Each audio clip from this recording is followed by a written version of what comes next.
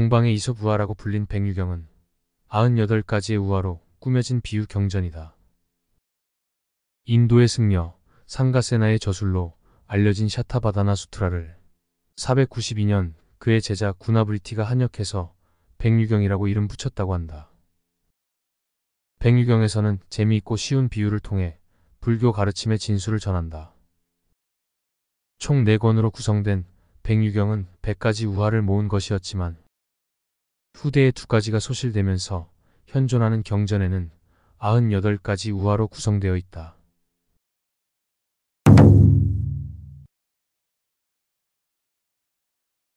옛날 두 비사사 귀신이 있었다. 그들은 상자 한 개와 지팡이 한 자루와 신 한 켤레를 두고 자신이 가지겠다고 다투었으나 해가 지도록 해결하지 못했다. 그때 어떤 사람이 와서 그것을 보고 물었다. 이 상자와 지팡이와 신은 어떤 신기한 힘을 가지고 있기에 두 분은 서로 갖겠다고 다투십니까? 두 귀신이 대답했다. 이 상자는 온갖 의복, 음식, 병상, 침구 따위의 생활도구가 다 나오고 이 지팡이를 잡으면 어떤 원수도 모두 항복하여 무릎을 꿇습니다. 그리고 이 신만 신으면 사람이 하늘을 날아다닐 수 있습니다. 어떤 사람은 그 말을 듣고 귀신들에게 말했다. 너희들은 내게서 조금 떨어져 있으라. 너희들에게 골고루 나누어 주겠다. 귀신들은 이 말을 곧이 듣고 멀리 피했다. 그러자 그 사람은 곧 상자를 안고 지팡이를 든 채 신을 신고는 날아가 버렸다. 두 귀신은 깜짝 놀랐으나 결국 어쩔 수가 없었다. 어떤 사람은 귀신들에게 말했다. 너희들이 다투는 것을 지금 내가 가져가니 이제 너희들은 다투지 않게 될 것이다. 이를 비유하면 비사사라는 귀신은 온갖 악마와 외도들과 같고 보시는 그 상자와 같아서 인간이나 천상의 온갖 생활도구가 다 그 안에서 나오며 선정은 그 지팡이와 같아서 악마와 원수와 번뇌의 적에게 항복을 받고 계율은 그 신과 같아서 반드시 인간이 천상에 오르게 되는 것이다. 그리고 악마와 외도들이 상자를 두고 다투는 것은 그들이 모든 번뇌 속에 있으면서 억지로 좋은 과보를 구하지만 아무 소득이 없다는 것을 비유한다. 선행과 보시와 계율과 선정을 닦아 행하면 곧 괴로움을 떠나 도과를 얻게 될 것이다.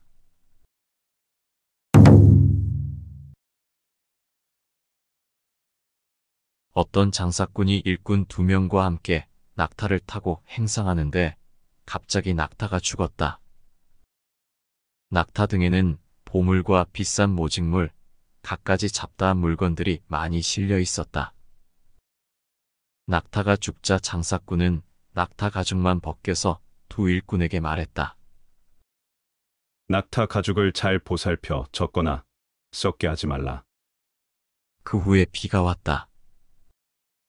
두 일꾼은 미련하고 어리석어 주인의 말만 듣고 비싼 모직물로 낙타 가죽을 덮었고 모직물은 모두 썩어 문드러졌다. 세상의 어리석은 사람들도 그와 같다. 살생하지 않는 사람은 모직물이고 낙타 가죽은 재물인데 비가 와서 젖고 썩은 것은 방일함으로써 선행을 깨트린다. 살생하지 말라는 계율은 곧 부처님 법신이 되는 최상의 묘한 씨앗이다. 그러나 그것을 닦지 않고 다만 제물로서 온갖 탐묘를 만들고 많은 스님들을 공양하면서 그 근본을 버리고 지말적인 것만 취한다. 근본을 구하지 않고 오도를 떠돌아다니면서 스스로 벗어나지 못한다. 그러므로 수행자는 전일한 마음으로 살생하지 않는 계율을 지녀야 하는 것이다.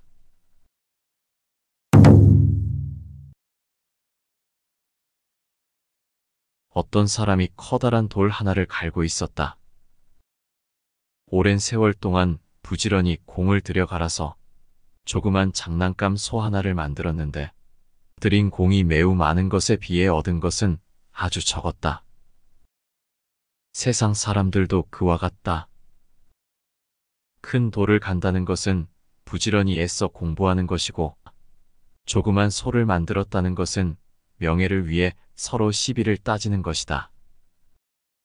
무릇 공부하는 사람은 정밀하고 미세한 데까지 연마하고 생각하며 박학하게 많이 알아 그대로 실천하며 훌륭한 결과를 원대하게 구해야 하는 것이다. 그렇지 않고 당장의 명예만 구하면 교만하고 거만하여 허물과 근심만 더욱 자라나게 할 것이다.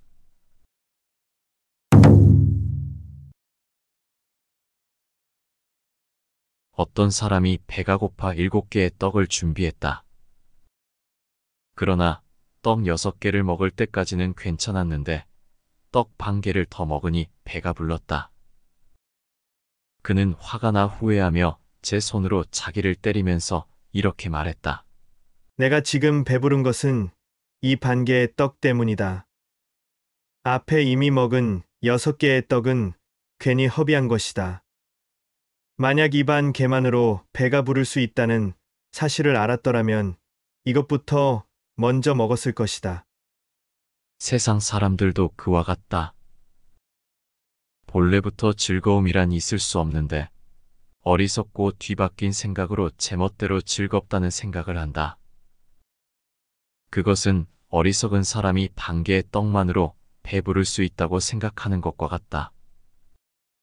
세상 사람들은 무지하여 부자가 되면 즐겁다고 생각하지만 무릇 부자가 되기를 바랄 땐 매우 괴롭고 부자가 되면 그것을 지키기가 괴로우며 잃어버리면 그것 또한 괴롭다. 이 세 경우 어디에도 즐거움이란 전혀 없다. 마치 옷과 밥은 추위와 굶주림을 막기 때문에 즐겁다고 하지만 그것 때문에 매우 괴로워하면서도 제멋대로 즐겁다고 생각하는 것과 같다. 그러므로 모든 부처님께서 말씀하셨다. 이 3계에는 안락이 없고 온갖 큰 고통뿐인데 범부들은 뒤바뀐 생각으로 제멋대로 즐겁다고 생각하느리라.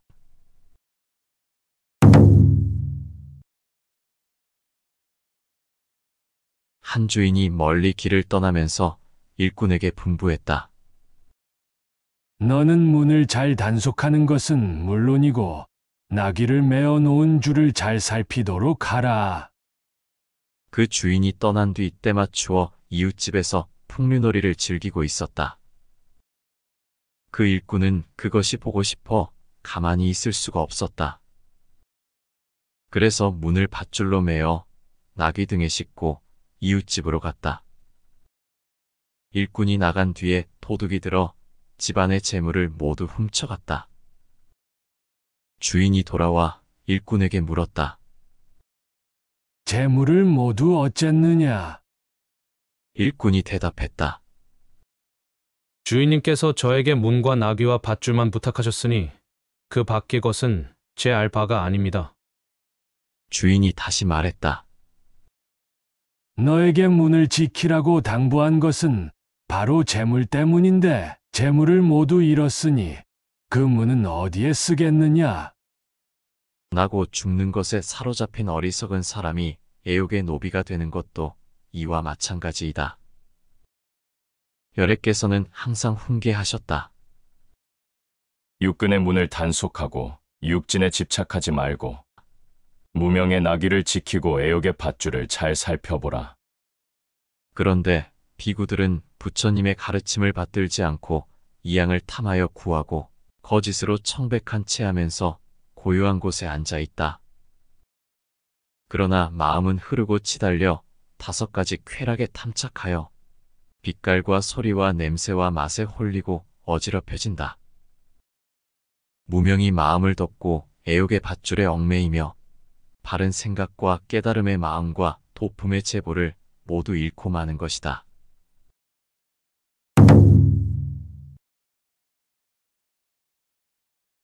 어떤 마을 사람들이 남의 소를 훔쳐다가 함께 나누어 먹었다. 소를 잃은 사람이 그 흔적을 따라 그 마을에 와서는 그 마을 사람들을 불러 그 상황에 관해 물었다. 당신들은 이 마을에 사십니까? 훔친 사람들이 대답했다.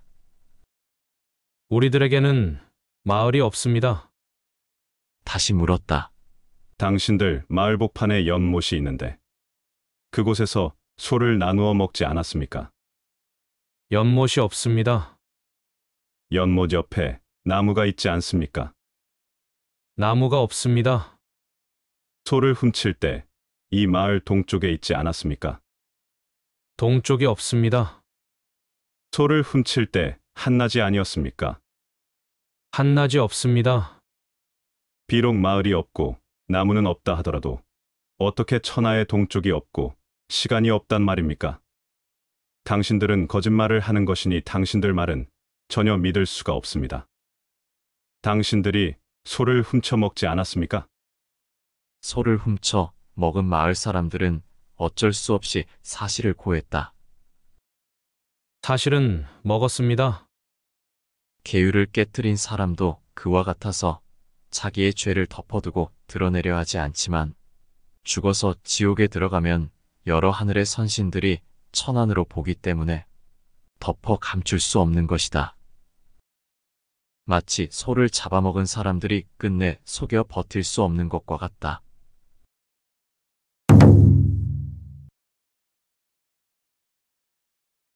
옛날 외국 풍속의 명절이나 경산날은 부녀자들이 모두 우발라꽃으로 머리를 장식하곤 하였다. 가난한 집의 아내가 남편에게 말했다. 당신이 만일 우발라꽃을 얻어가지고 와서 내게 주면 당신의 아내로 있겠지만 만약 얻어오지 못한다면 당신을 떠나겠습니다. 그 남편은 원앙새 우는 소리를 잘 흉내냈는데 아내의 말을 듣고 왕의 연못에 들어가 원앙새 우는 소리를 내면서 우발라꽃을 훔치고 있었다. 그때 연못을 지키는 사람이 이를 보고 말했다. 거기 누구냐? 남편은 그만 실수하여 대답했다. 나는 원앙새입니다. 연못지기는 그를 붙잡아 데리고 왕에게로 갔다. 잡혀가는 도중에도 그는 원앙새 우는 소리를 내었다. 연못지기가 말했다. 아까는 원앙새 울음소리를 내지 않더니 지금 내서 무슨 소용이 있겠느냐? 세상에 어리석은 사람도 이와 같다. 목숨이 마치도록 살생하면서 온갖 악업을 짓고 마음과 행을 잘 다루어 선을 익히지 않다가 임종 때가 되어서야 비로소 말한다. 나도 지금부터 선업을 닦고 싶다. 그러나 이미 그는 처승으로 가기 직전이라 아무리 선업을 닦고자 하나 그럴 수가 없다. 그것은 마치 저 어리석은 사람이 왕에게 끌려가면서 비로소 원앙새의 울음소리를 낸 것과 같다.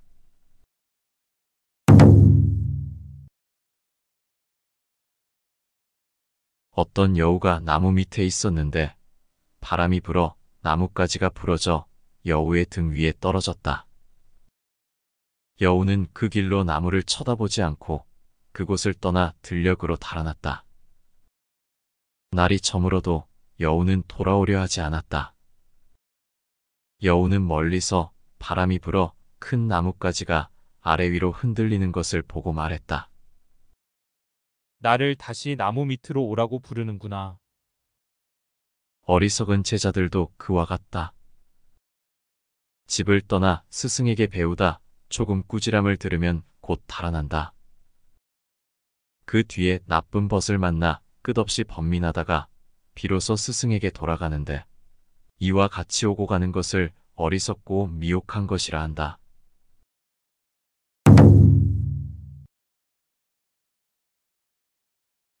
옛날 어떤 두 어린아이가 강에 들어가 놀다가 물밑에서 털 한 줌을 얻었다. 한 아이가 말했다. 이것은 선인의 수염이다. 또 다른 아이가 말했다. 이것은 큰 곰의 털이다. 그 강가에는 어떤 선인이 살고 있었다. 두 아이는 서로 다투다가 할 수 없이 그 선인에게 가서 물었다. 그 선인은 곧 쌀과 깨를 입안에 넣고 씹다가 손바닥에 뱉어놓고 아이들에게 말했다. 내 손바닥에 놓인 것은 공작의 똥과 비슷하다. 세상의 어리석은 사람들도 이와 같다. 실없이 모든 법을 설명하면서 정작 바른 이치를 대답하지 않는 그것은 저 선인이 묻는 것에는 대답하지 않고 깨를 씹어 뱉는 것과 같다. 근거 없는 빈말도 또한 그와 같다.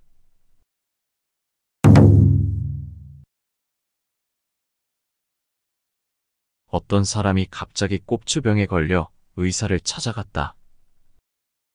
의사는 거기에 타락운물을 바른 다음 아래 위에 판자를 대고 힘을 다해 눌렀다. 의사는 너무 힘을 주다가 두 눈알이 한꺼번에 튀어나왔지만 미처 깨닫지 못했다. 세상의 어리석은 사람들도 이와 같다. 복을 닦기 위하여 생활하고 장사하면서 온갖 법답지 않은 일을 하니 그 일은 비록 성취되더라도 그 이익은 손해를 보충하지 못한다. 그리하여 미래의 세상의 지옥에 들어가게 되는 것이 마치 두 눈알이 빠지는 것과 같다.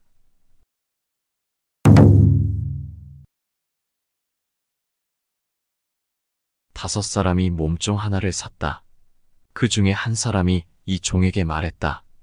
내 옷을 빨아라. 다음에 또 한 사람도 말했다. 내 옷을 빨아라. 몸종은 뒤에 말한 사람에게 말했다. 저분의 옷을 먼저 빨게 되어 있습니다. 그러나 뒷사람이 화를 내며 말했다. 나도 저 앞에 사람과 함께 똑같이 돈을 내고 너를 샀는데 왜 저 사람 것만 먼저 빨려 하는가? 그러고는 매 10대를 때렸다. 연이어 다섯 사람이 모두 각기 10대씩 때렸다. 오음도 그와 같다. 번뇌의 인연이 모여 이 몸을 이루었는데 그 오음이 항상 생로병사의 한량없는 고뇌로 중생을 매질한다.